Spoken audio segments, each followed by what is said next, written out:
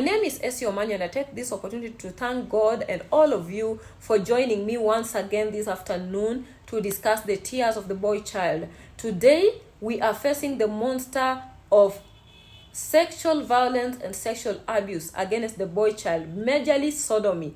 We may not know, but sodomy or anal rape against the boy child is the leading causes of suicide, substance abuse, alcohol abuse, the leading cause of depression, the driving force towards our boys joining criminal gangs because they feel that no one can listen to their pain. And so it's imperative that we face this monster. It's imperative that we start talking and try to help our children. And first of all, I would like to thank all of you for being here last time with me, for going to subscribe to my YouTube channel at Essie Omanyo, for giving me your contributions, for giving me your comments, and even those who started talking to their children and have come into my inbox to tell me just how many discoveries that they have seen, they have discovered, they have heard from their little boys. And today, once again, I want to invite you, I want to welcome you to today's topic, which is sexual violence and sexual abuse against the boy child.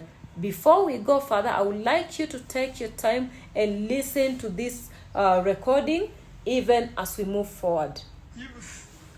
Hakuna kitu ngumu sana ile huwezi kuongea. There is nothing. There is nothing so hard that cannot be discussed.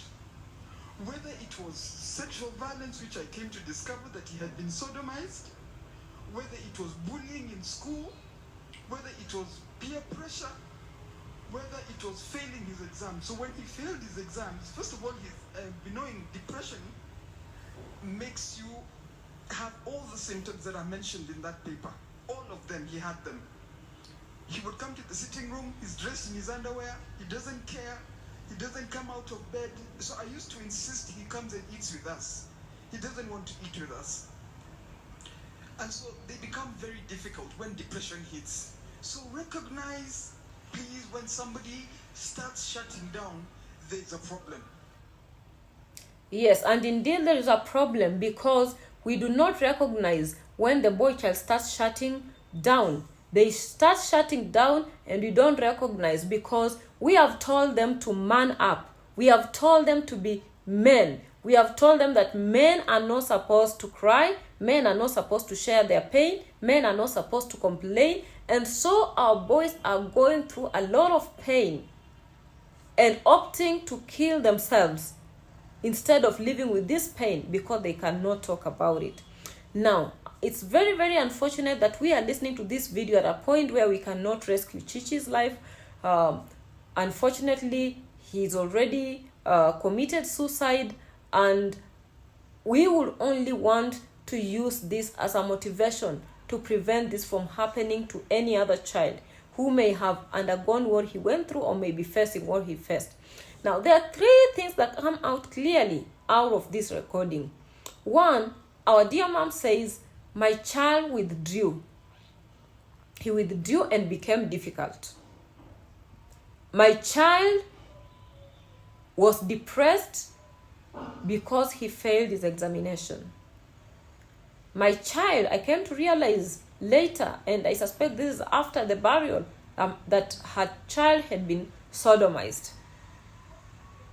This boy went through a lot. And I want to tell you without fear that the thing that led to that suicide was not the failure of the examination. In fact, the failure of the examination was just another side effect of depression. This boy went through all this because he had been sodomized. Women say the worst thing that can ever happen to a woman is rape. In fact, most women will tell you it's better off if you shot them and kill them than if you rape them. So you can imagine someone who has experienced anal rape, someone who has been sodomized. And we have to talk about this. We have to talk about this because this thing is driving our sons into depression. And if they are not killing themselves, they are wasting themselves with cheap alcohol. They are wasting themselves with drugs. They are joining criminal gangs. They are becoming withdrawn. They are becoming depressed, and we do not understand. They are becoming zombies, but they have been assaulted and they can't speak because we've raised them to be men, and men are not supposed to complain, to cry, and men are not supposed to share their pain. They are supposed to be the strong one in the society. So it's about time we demystify all that. It's about time we understand that these young men, our children, and the men in the society are also human beings who have feelings, in as much as they are the stronger sex as we say it. And I don't believe so, because if we have a weaker sex, then we have a weak sex. You can't say you have a stronger sex and then you have a weaker sex. No. So they are the weak sex. We are saying we are the weaker sex. And being that weak, they need to be listened to. They need to be encouraged to talk. They need to share their experiences. What drove me into pursuing after this matter and advocating that we listen to the tears, the secret, the untold tears, the untold tales, the heart, the depressing tears of the boy child. Last year, women from Kiambu County came on the streets. More than 500 women were demonstrating, saying their husbands, they were saying there were no husbands, and the reason there were no husbands is that the male child in Kiambu is into drugs, is into alcohol, is irresponsible, is into crime, and all those things that they say to lay blame. And I started asking myself, what would cause an entire community to come out? This is saying that more than 50% of the boy population has been affected. They have been destroyed. What is destroying these children? And while I was thinking about it, I came across an article that broke my heart. In November 2019, Kiambu County in 1 month had recorded 50 cases of sexual violence. Out of those 50 cases, 90% were cases of anal rape or sodomy against the boy child. And the unfortunate thing that there was only one prosecution, and that one prosecution almost also went under the bridge because the parents could not believe the little girl that caught her uncle sodomizing her 9-year-old brother and went to tell the father. And this particular pedophile even tried to electrocute the girl. But the child's parents only took sides with the adult who was the perpetrator. The other annoying statistics is that the police department, and I'm not saying all police officers are rotten, because I want to believe all of them are mothers and fathers just like the rest of us. And this issue touches them and hurts them just like it hurts us all. But all of those 50 cases, only one went to court and got a prosecution. Because after this father did not believe, the girl ran to the neighbor and the neighbors took her to the police. Because they knew if we leave this man, he's going to kill this girl. He's going to continue sodomizing this boy. So it's very, very unfortunate that such things are happening. And we are not doing anything. And law enforcers record the cases and do nothing about them.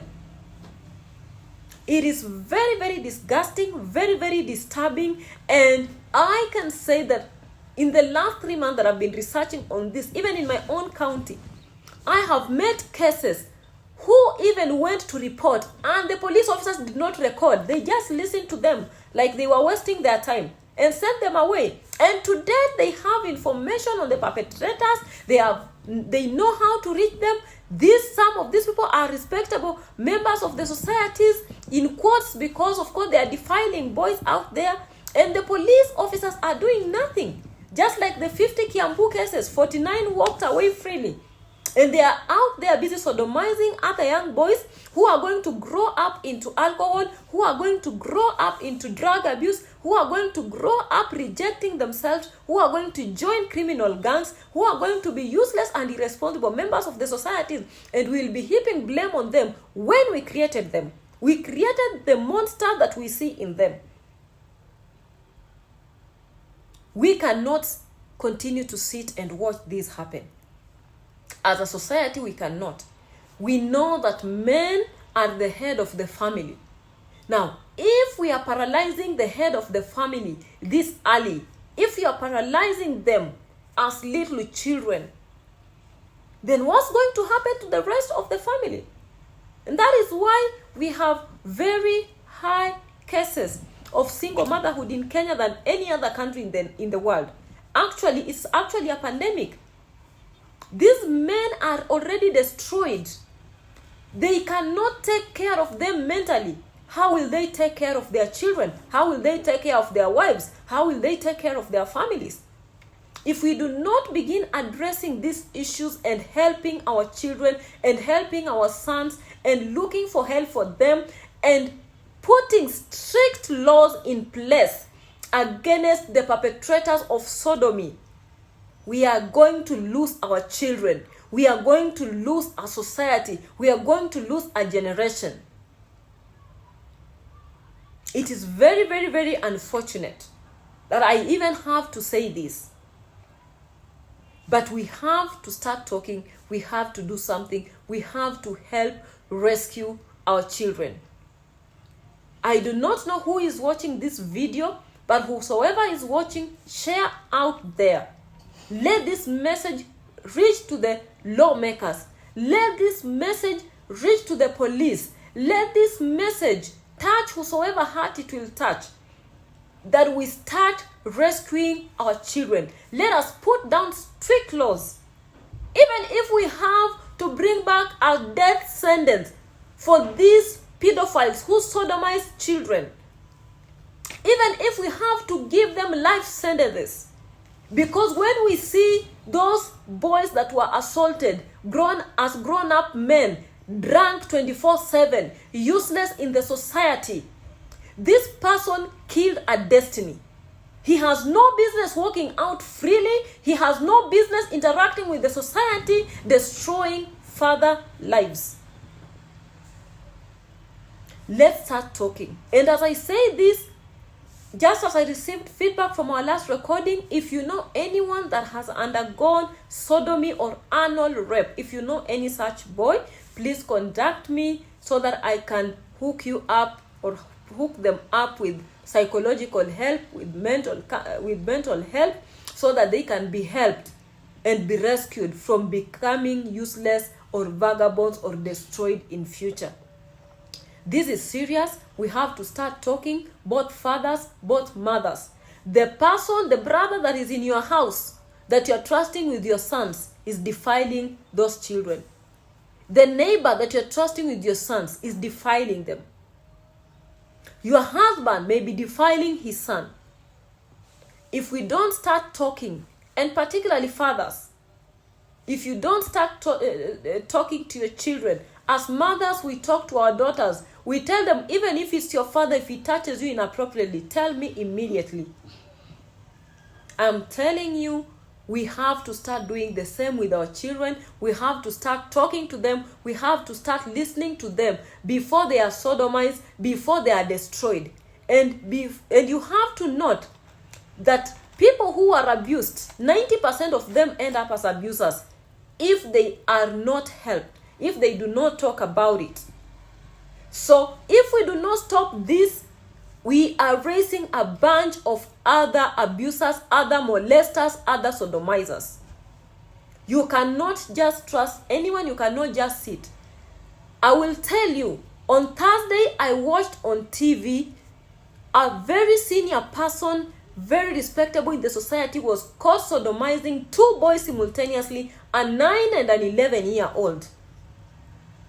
And this is a person who is left to care for more than 50 children because he's a mentor, he's a teacher, he's teaching them.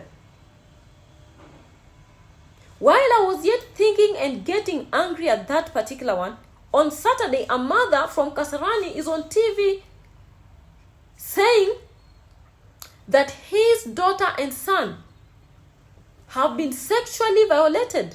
And the son was sodomized, and the son was only 7 years old. So in 2 days, we are talking already about 3 cases to 1. What about those that are not even being spoken about? Because we have made sodomy, of course, we had to hear about sodomy, but we do not know that it's happening to our children. We do not like talking about it, but it's about time we face it, because this thing is destroying the destinies of these young men. Kindly, I urge you to support me on this, to share this. All parents must listen and hear this out and start talking to their children and start interrogating their children and help them before they grow up and they start dealing with that pain in a way that is destructive to their lives. Thank you very much for listening to me. Please kindly share this, ask other parents to view, and subscribe to my YouTube channel, Essie Omanyo, as we pursue further on this matter and help the boy child. It is about time we have to help our children. Also, follow me on my Facebook page, Essie Omanyo. Please click the like button and make sure this message not only ends with you but reaches other parents out there. God bless you very much. I love you very much, and I hope that you are going to continue supporting me and working with me in this journey as we try to bring a positive change in our society and help our children. God bless you very much and have a lovely, lovely day.